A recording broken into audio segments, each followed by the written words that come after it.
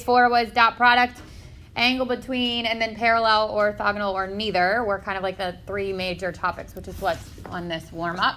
So the dot product can be found by multiplying the first term in each, and then the second term in each, and then adding those two together. So for this one here, I would do 7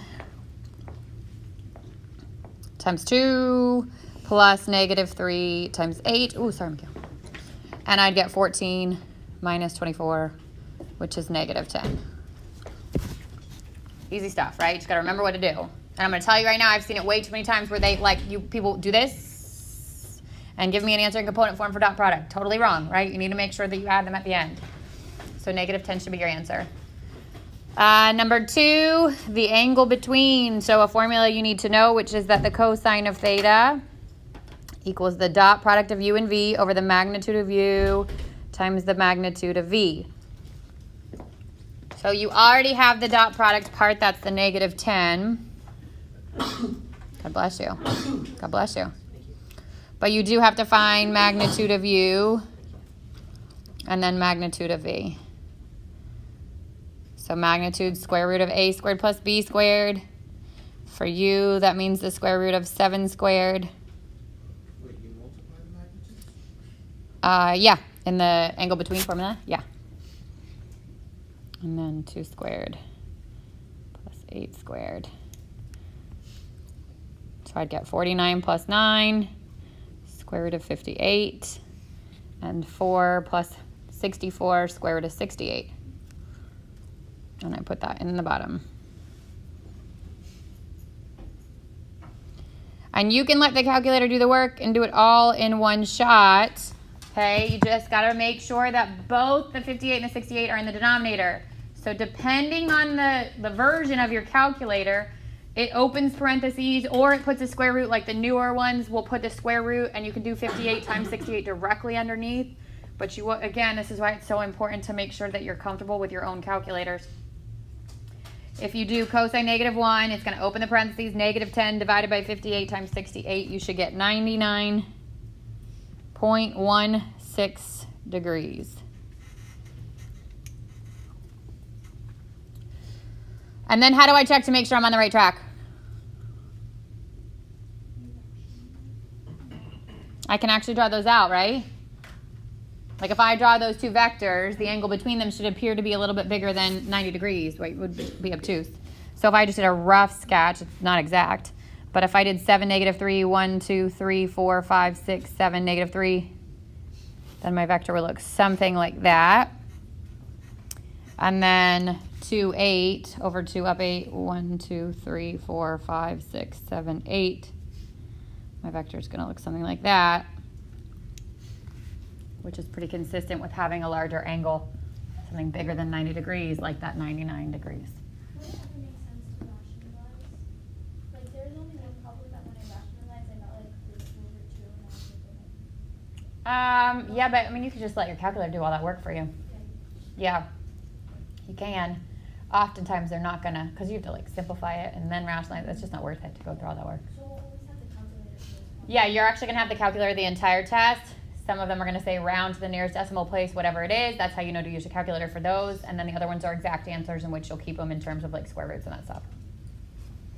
All right, number 3 says to determine if u and v are orthogonal. And we said, how do I determine if they're orthogonal? The dot product is 0. Is the dot product 0? No. So they are not orthogonal. The other test that we talked about on Friday is if they're parallel, right? So if they're parallel, it means that the ratio of their rise and their run is the same, or it can be reduced to be the same. So if I looked back up here, think about the slopes of parallel lines. They'd be the same, right? So because that's change in x, comma, change in y, if I wanted to find the slope of u, I could put negative 3 over 7. If I wanted to find the slope of v, I could put 8 over 2. This would reduce to 4 over 1. If those slopes were the same, I'd know those are parallel. If they were opposite reciprocals, I could also use that to figure out if they're orthogonal or not. Because if they're opposite reciprocals, it means they're perpendicular, and then they're orthogonal. 1. Why is it that if the dot product is 0, it makes them orthogonal? So if you think about, okay, so let's talk about like Orthogonal means perpendicular, right? Think about the slope of lines that are perpendicular. What's true about their relationship? Opposite reciprocals, right? So let's say that one was 2, -3. The other one would be 3, 2, right? Because that would be -3 over 2 and 2 over 3. Those are opposite reciprocals. You with me so far? So now if I find the product of these, the dot product, 2 times 3 is 6. -3 times 2 is -6. It would always cancel out. So if the slopes are the same, then that it would be parallel. But if they're opposite reciprocal, which would result in a 0 for a dot product, then they're perpendicular, and perpendicular is orthogonal. So orthogonal Say again. Just means perpendicular. So you can either look at their slopes, like the rise over the run, which would be the second number over the first, right? Because the first is the change in x, the second one's the change in y. Or do the dot product. If the dot product is 0, then you know that they're perpendicular also. Wait, our test is on Friday. Friday, okay. Questions on any of the warm-up? Is 6-5 easy? Yeah. So the good thing about 6-5, it's short and it's easy. Okay. There's two major topics here, which are like taking something that is in trig form, or in complex form, sorry, and graphing it and finding its absolute value, and the other that's converting it from trig form or complex form into trig form. What's complex? What is a complex number? I. It's got I in it, right? So we're taking those two types of numbers and overlapping them, basically. Okay? This is not the same I that is in your linear form ij. Two totally different I's, right? This now we're talking about an imaginary number. So the first thing we're going to learn how to do is graph an imaginary number. Super easy.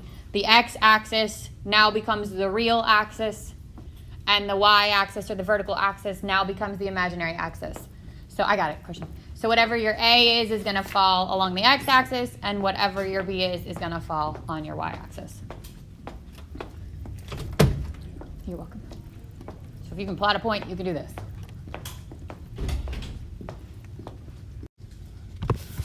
The second part of this is finding what's called the absolute value of a complex number.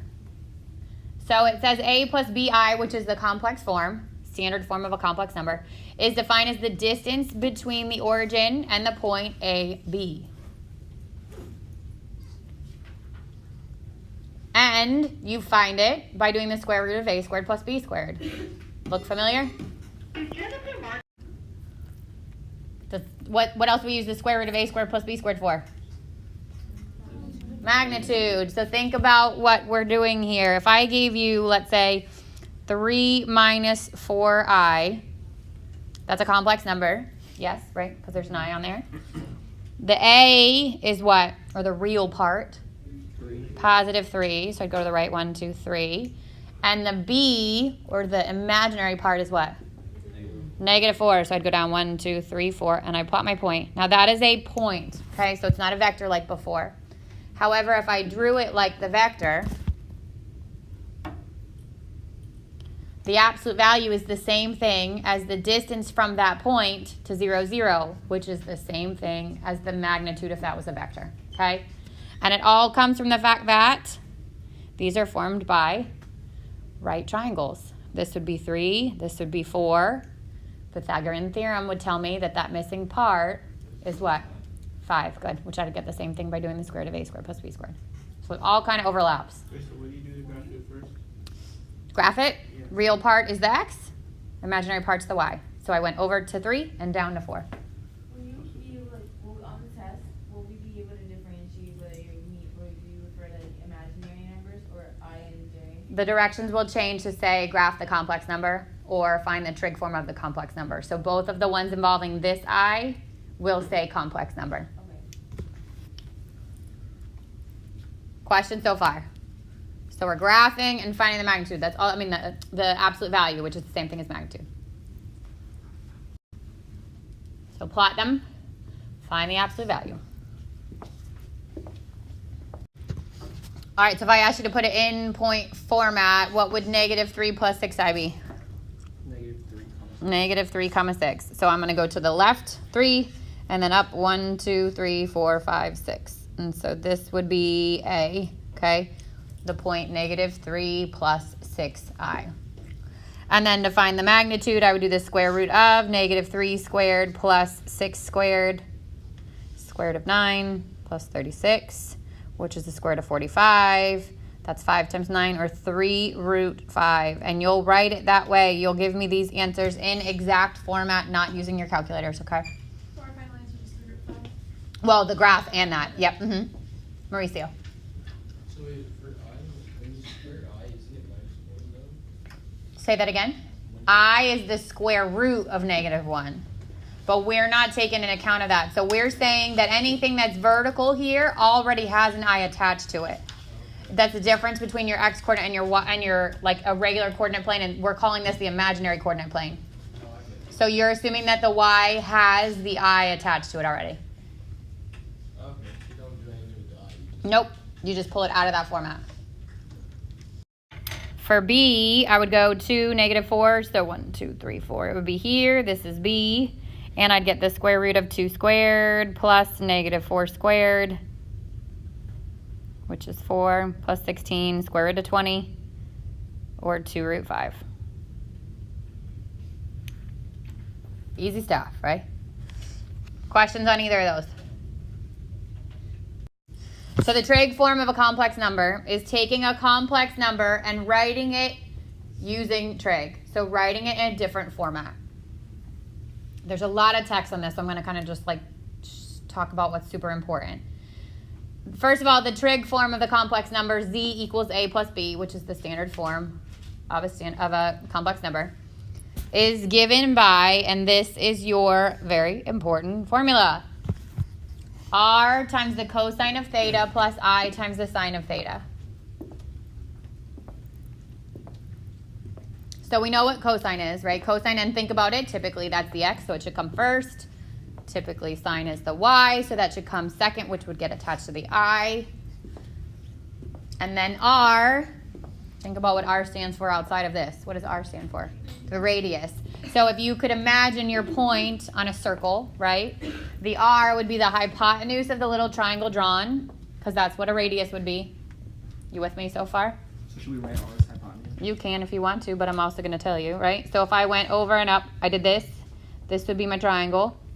This would be my A. This would be my B. The radius is going to be the distance from 0, 0 to that point, which is magnitude or the absolute value. They're all the same thing. So to find r, you would just do the square root of a squared plus b squared. I feel like if you have no idea what a formula is on this test, you should just try that one, because it's 3 of your formulas. And then the last thing you need to figure out is how to get theta, and that's here. The tangent of theta is b over a, because again, think about what's happening here, right? If I had plotted a point, the a would have been my horizontal distance, the b would have been my vertical distance, the r would have been my radius, and what happens here is I have a little right triangle. If I wanted to solve for a right triangle, I could use SOHCAHTOA, right? So if I wanted to know what theta is, I could use sine, cosine, or tangent once I find the radius, but it's better to stick to the information they give you, right? Because we know that that's right. So if I use b, it is opposite theta. If I use a, it's adjacent to theta, and tangent of theta equals opposite over adjacent. So then when I go to find the angle, I'm going to do tangent negative 1 of b over a. Now there will be some that are not on your unit circle where you'll use your calculator. The one on your test, okay, will be unit circle based. So that will be one of the values of the tangent, and you'll give me the angle. Okay, so that's how we get the angle. And then the last piece of information that's on here, well, you know, it says some vocab there, like the number r is a modulus and theta is called the argument. I'm never going to ask you those questions, but they're there, so you might as well know that, okay? Won't give you vocab on the test. And then the bottom says use the value of tangent to find the reference angle, which is what we just talked about there, and the location of the original point to find the quadrant. So let's say that my original point, for example, is minus 3i. This would put me right 2 and then down 3 places. You with me so far? So when I go to figure out, because tangents always have two values, right? There are two tangents on my unit circle that have a value of 1. There are two tangents that have a value of -1. There are two that have a value of √3 to positive √3, 2 with negative √3. So there's 2 of each. And you have to use the location of your original point to figure out which one to grab. So if I had said it was in, if it was at a, I don't know, like let's just say that it's 1, right? That means the tangent could either be pi over 4 or it could be 5 pi over 4, right? Does that make sense? And so you need to plot your original point to figure out which of those two it is. That's what you're going to use it for. And again, the one on your test will be unit circle base. So it's probably a good idea to review your tangents, right? Tangent for everything that's over 6 is √3 over 3. Everything that's over 4 is 1. And everything that's over 3 is √3. These are your tangents. So if you wanted to add that on to the unit circle on Thursday, that's totally fine. If it comes from your brain, I'm good with it. And then tangent would be 0 at 0 and undefined at pi over 2 and 3 pi over 2. I think in the homework there's something you have to use your calculator for, like if it's not one of those. But if it is, then use your unit circle because that's what your test is going to be like. Those are all the tangents. So if I asked you to find theta, right? So if I said find theta, if the tangent of theta is √3 over 3. This is where we did tangent -1, right? So I'm saying that √3 over 3 is the tangent. I want from you the angle. So that's like a pi over 6, right? Or a 7 pi over 6 would be the two answers there. But then you'll use the plot. No, you'll use the plot of the point to figure out which one it is. All right, so let's walk through one from scratch. It says write the complex number in trig form.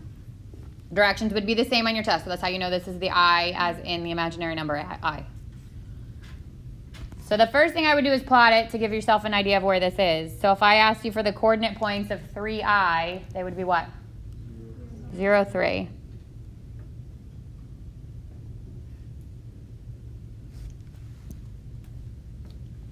Just by looking at it, you should be able to tell me the angle, right? But let's pretend we don't know that. Just by looking at it, you should be able to turn the radius, but let's pretend you don't know that because they're only going to work on the quadrant angles like that. So then after I plot it, the next step would be to find what the radius is. So r equals the square root of a squared plus b squared. Square root of 0 squared plus 3 squared. Square root of 9, which is 3.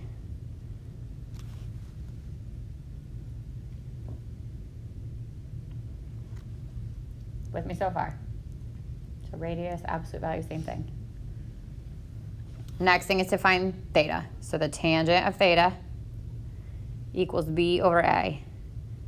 Tangent of theta here is 3 over 0. And 3 divided by 0 is what? Undefined. So we're saying where on my unit circle is tangent undefined? And I'll tell you right now, that's where a calculator is going to get you. Can you type in undefined in your calculator and find a value? No. Okay. But what you should know about tangent is at pi over 2 and at 3 pi over 2, tangent's undefined, right? Because at both those places you'd be dividing by 0. So technically my answers so far without the graph would be at pi over 2 and at 3 pi over 2. Lucky for us, we know how to graph a point to say that where is this actually located? Pi over 2. So the angle I'm going to pick is pi over 2. And then I write it in. So z equals r times the cosine of theta plus I times the sine of theta. R is 3. Theta is pi over 2. And the answer stays just like that.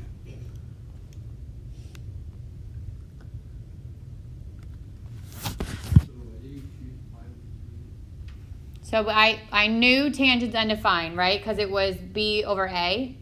B is 3. A is 0. So anything divided by 0 is undefined. And then there's 2 spots on your unit circle in which tangent is undefined, which is at pi over 2 and 3 pi over 2. But we originally plotted our point, and look where it fell. At the top, right? Which would be pi over 2. So these are actually super easy to get to check, right? That's my answer. So I'm clear that's my answer. I'm going to check it now. So I would go back to what I know about cosine and sine at pi over 2. This would be 3 times the cosine at pi over 2. That point there is 0, 1. So the cosine would be 0. Plus I times the sine at pi over 2, which is 1. 3 times 0 is 0. 3 times I times 1 is 3i. And my point is 3i, which matches what I was given. So these are really easy to check.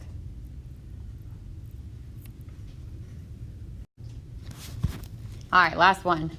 So I'm going to start the exact same way. I'm going to plot this. So this would be -2, -2, which is back 2, down 2. So I already know it's in the third quadrant. My r is the square root of -2 squared plus -2 squared, or 4 plus 4, square root of 8, which is 2 root 2.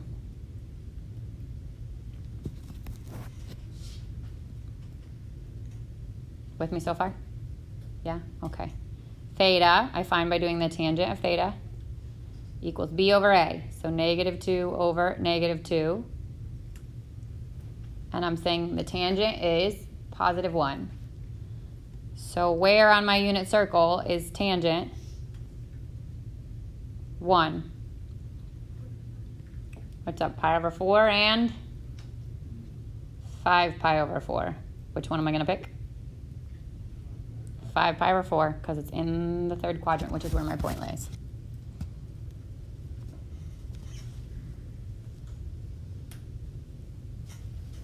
And then I just plug it in.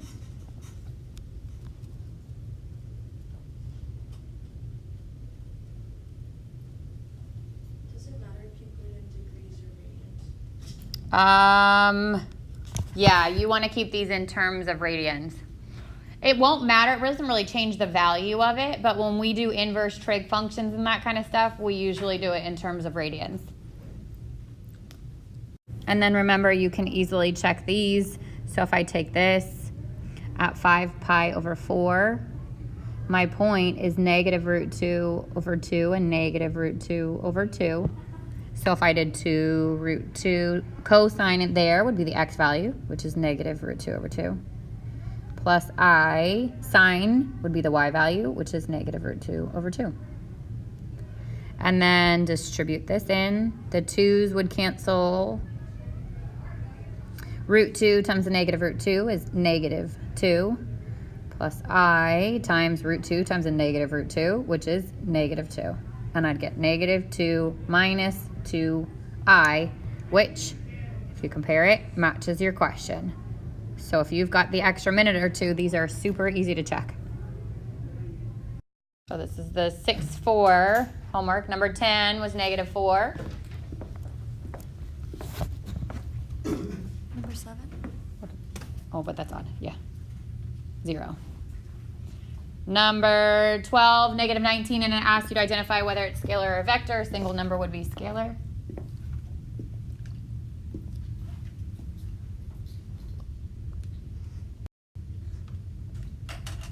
(16, 18, and 20). 16 is 4, -16, which is a vector.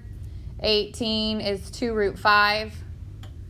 And 20 is 2 root 34. So these are examples of ones in which you'd be keeping them exact on your test. You're not using a decimal or rounding. The ones I want you to round literally will say round to the nearest tenth or nearest hundredth. The other ones are not.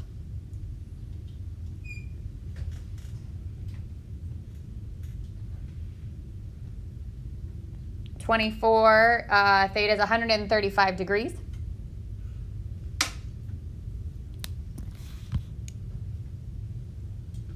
So that's your angle between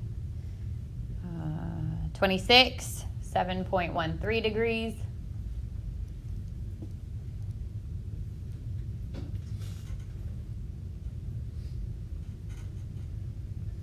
(30, 75 degrees, or 5 pi over 12 if you gave it in terms of radians. So this time it didn't give it to us straightforward. You had to figure out what they were first. The cosine of pi over 4 would have been √2 over 2, and the sine of pi over 4 is √2 over 2. From there you can pull out your coordinates, which would be √2 over 2 and √2 over 2, and then the v was the cosine at 2 pi over 3, which is negative 1/2, and the sine at 2 pi over 3, which is root 3 over 2. And there, from there, plug them into your angle between formula. So it'll be pretty straightforward. You're not going to see where you have to do this. However, this is a good push into what we have to do next. So it's kind of making you review the unit circle. Questions on those? 32. So it's in IJ format, -6, -3, and -8. 4 would have been my points, or my component form. And then the angle between was 53.13. Graph it, and it appears to be a little bit bigger than 45 degrees, which is accurate.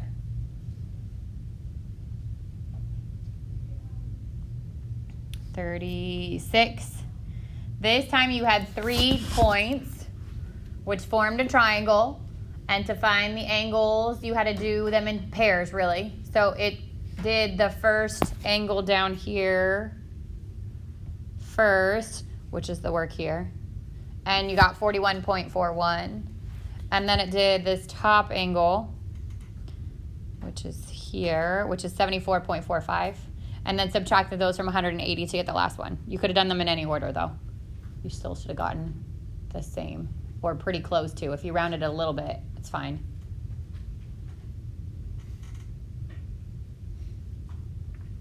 Questions on that one? 40. Now you're using the magnitude and the angle to find the dot product.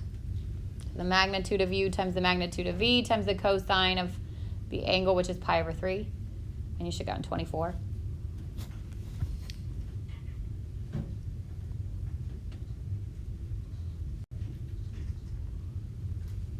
(44). You're finding out if they're orthogonal, which in this case your dot product is -5/3. That's not 0, so it's no. 48. This time they're parallel, so the rise over run was the same, or simplified to be the same. Both 15/9 and -5/3 would reduce to +5/3, or 3/5.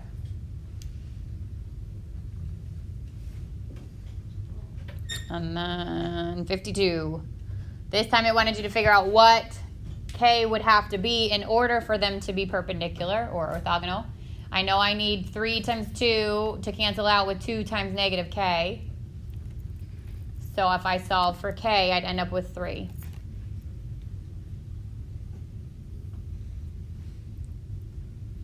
Questions on any of the homework?